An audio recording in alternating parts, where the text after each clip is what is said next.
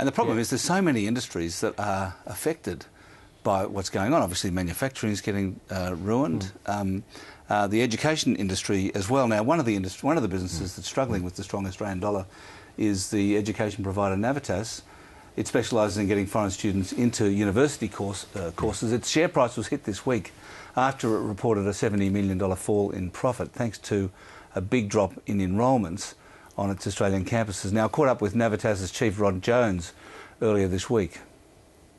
Well, Rod Jones, how much of the decline in Navitas' profit is due to the dollar, and how much due to the changes to the visa requirements for education? Well, I think a large part of it's driven principally by the changes in the regulatory environment, which means that the opportunities for students to come and study in a number of our key markets have been reduced substantially. Do you think it's fair to say that with the way that the dollar's been so strong, that actually everything else has to go really well for things to go properly for the education sector, which means that the impact of the changes to visa requirements was so much greater because the dollar was high? I think probably 2 years ago my answer to that would have been no. I think as we've gone along and the Australian dollar has held up to where the levels it has, it's probably had more of an impact. The combination of the two things that have occurred in Australia, the dollar up and the regulatory changes, what's that left the future of education? Oh, I think it's highly positive. The demand for education by students has not changed. The demand out of the major source markets for students is still there. But aren't more of them going to the US and Canada in particular? Yeah, certainly in terms of Canada, there's been a switch towards that because of the regulatory issues in the UK and Australia. But if you look at all the reports moving forward and the opportunities that exist for students, Canada is not going to be able to meet the demand, nor is the US. The four key demand countries will continue to be Australia, the UK, US and Canada.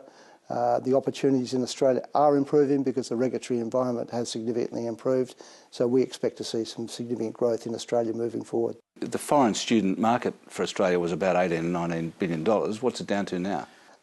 Probably in the range of $12 to $13 billion. Certainly in 2011, which were the last figures, it was about 15.5, so it'd come back significantly from the 18 plus mark, and we suspect it's probably come back about the same levels into 2012. So where do you think it'll settle with the currency where it is, but with the improvement back to where the visas you think ought to be? We are now seeing a turnaround. There's no doubt that the market has bottomed in terms of student numbers, and we are clearly seeing, as I think most parts of the industry, a return of students back to Australia, so we suspect it'll start growing from here.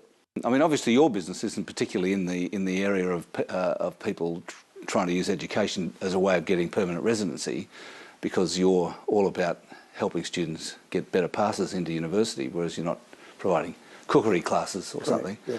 But I mean, if the dollar keeps rising, how much of the education business in Australia will be destroyed? As I said, the dollar is one of the factors. I still don't see it as a key factor.